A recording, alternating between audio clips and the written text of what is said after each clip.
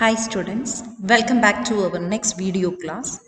In this class, we can discuss about process costing. What do you mean by process costing? Features of process costing, suitability of process costing, advantages, disadvantages, etc. First, we have to provide an introduction to process costing. Process costing is a special branch of costing or a method of costing used by manufacturing industries. Manufacturing industries use ചെയ്യുന്ന ഒരു special branch of costing or method of costing ആണ് process costing. Where the manufacturing activities are undertaken we can use process costing. അപ്പോൾ manufacturing നടക്കുന്ന സ്ഥലങ്ങളിൽ ഉപയോഗിക്കുന്ന മെത്തേഡാണ് process costing. who are involved in converting the raw material into finished product. എവിടെയാണോ ഏത് ഇൻഡസ്ട്രിയിലാണോ raw material ഉപയോഗിച്ച് റോ മെറ്റീരിയൽ ഉപയോഗിച്ച് ഫിനിഷ്ഡ് പ്രോഡക്ട്സ് പ്രൊഡ്യൂസ് ചെയ്യുന്നത് അവിടെയെല്ലാം നമുക്ക് ഈ പ്രോസസ് കോസ്റ്റിംഗ് അപ്ലൈ ചെയ്യാം. Such work of conversion is done step by step. Each step is called a process. ഇനി മാനുഫാക്ചറിങ് നടക്കുന്ന സ്ഥലങ്ങളിൽ ഓരോ സ്റ്റെപ്പ് ബൈ സ്റ്റെപ്പ് ആയിട്ടാണ് നമ്മളുടെ കൺവേർഷൻ നടക്കുന്നത്. That is material finished products ആയിട്ട് മാറുന്നത് സ്റ്റെപ്പ് ബൈ സ്റ്റെപ്പ് ആയിട്ടാണെങ്കിൽ അവിടെയുള്ള സ്ഥലങ്ങളിലാണ് പ്രോസസ് കോസ്റ്റിംഗ് ഉപയോഗിക്കുക. ഓരോ സ്റ്റെപ്പിനെയും manufacturing operations is carried out through by step procedure. Each step is called process. ഓരോ സ്റ്റെപ്പിനെയുമാണ് നമ്മൾ പ്രോസസ് എന്ന് പറയാം. Process costing is a method of allocating manufacturing cost to product to determine average cost per unit. Process costing എന്ന് പറയുന്നത് manufacturing cost, പ്രൊഡക്റ്റിൽ എത്രമാത്രം manufacturing cost allocate ചെയ്തിട്ടുണ്ട് നമ്മൾ അത് വെച്ചിട്ട് ആവറേജ് കോസ്റ്റ് നമ്മൾ കാണുകയാണ് ചെയ്യുന്നത്. ആവറേജ് കോസ്റ്റ് ആണ് നമ്മൾ മൊത്തം കോസ്റ്റിനെ നോക്കിയിട്ട് നമ്മൾ ഒരു ആവറേജ് കോസ്റ്റ് ആണ് നമ്മൾ ഡിറ്റർമിൻ ചെയ്യുന്നത്. Then features of process costing. A separate process account is prepared for each and every process. We have already discussed that there are a number of processes or steps involved in converting raw material into finished products. A separate process account is prepared for each and every process. ഓരോ പ്രോസസ്സിനും ഓരോ account നമ്മൾ prepare ചെയ്യും. Where all inputs and expenses are recorded in the debit side and losses and output are credited. നമ്മളുടെ process അക്കൗണ്ടിൽ എല്ലാ എക്സ്പെൻസുകളും എല്ലാ ഇൻപുട്ടുകളും നമ്മൾ ഡെബിറ്റ് ചെയ്യും, എല്ലാ ലോസസും ഔട്ട്പുട്ടുകളും നമ്മൾ ക്രെഡിറ്റ് ചെയ്യും.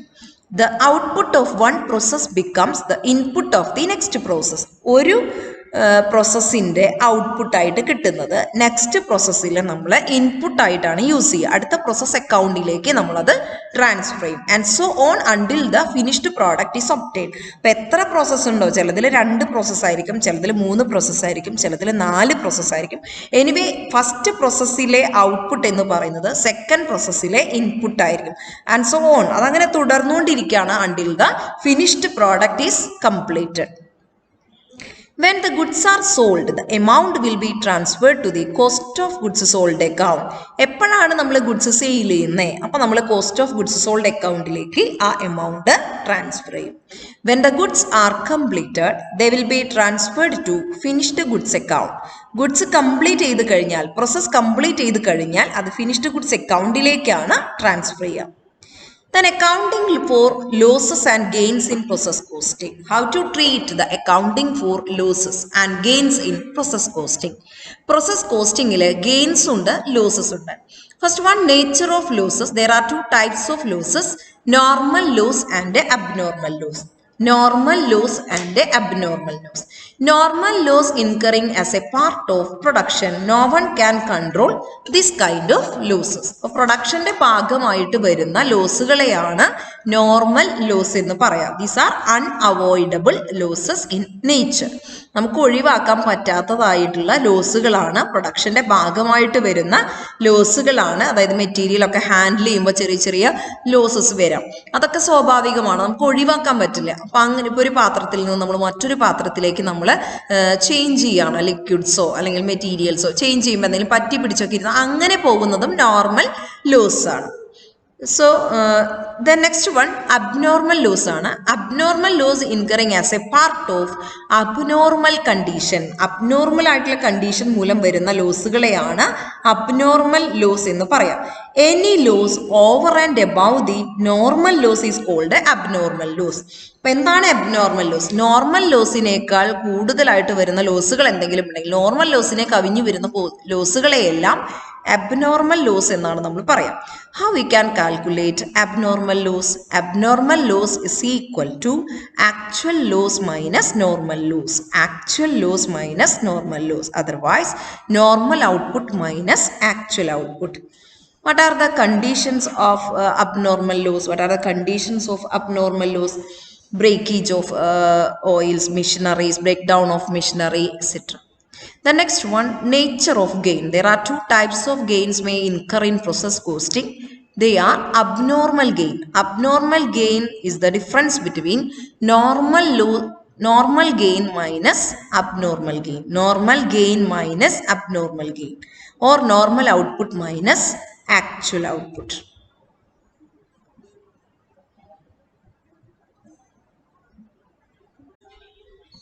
Hi students, welcome back to our next cost accounting class.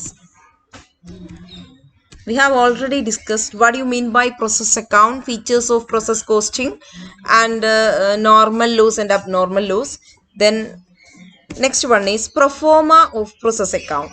Process അക്കൗണ്ടിൻ്റെ പ്രൊഫോമ എങ്ങനെ നമ്മൾ പ്രിപ്പയർ ചെയ്യാം? സാധാരണ അക്കൗണ്ട് പോലെ തന്നെ ഇവിടെ നമ്മൾ particulars column, unit column, amount column, debit സൈഡിലും പർട്ടിക്കുലേഴ്സ് യൂണിറ്റ് എമൗണ്ട്, ക്രെഡിറ്റ് സൈഡിലും particulars unit amount. Then debit സൈഡിൽ 2 യൂണിറ്റ്സ് ഇൻട്രൊഡ്യൂസ്ഡ്.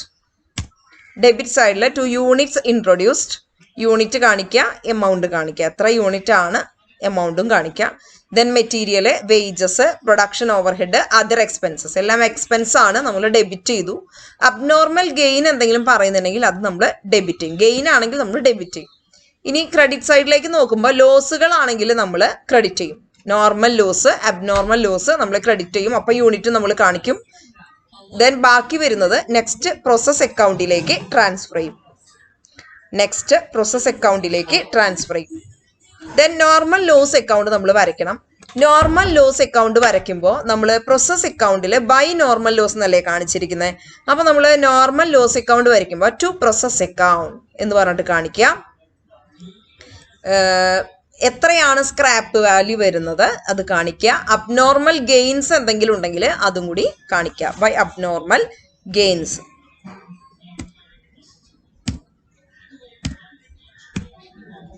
അബ്നോർമൽ ഗെയിൻ എന്തെങ്കിലും വരുന്നുണ്ടെങ്കിൽ അതും കൂടി കാണിക്കാം.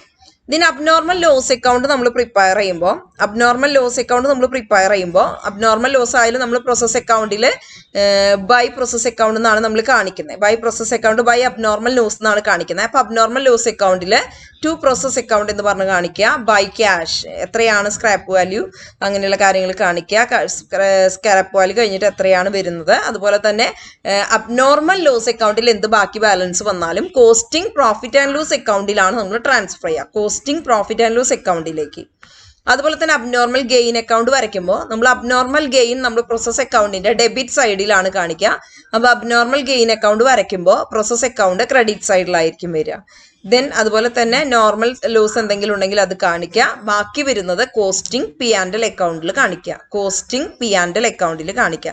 നമുക്ക് കുറച്ചും കൂടി പ്രോബ്ലം ചെയ്യുമ്പോഴാണ് നമുക്ക് കിട്ടുക. ഇനി എങ്ങനെയാണ് പ്രോസസ് കോസ്റ്റ് പെർ യൂണിറ്റ് കാണുക? PCPU, process cost per unit, ഇങ്ങനെയാണ് നമുക്ക് കാണാനായിട്ട് സാധിക്കുക. Total cost minus scrap value divided by expected output. Total cost minus scrap value divided by expected output.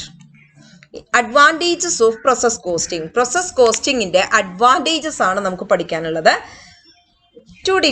It determines cost at short intervals.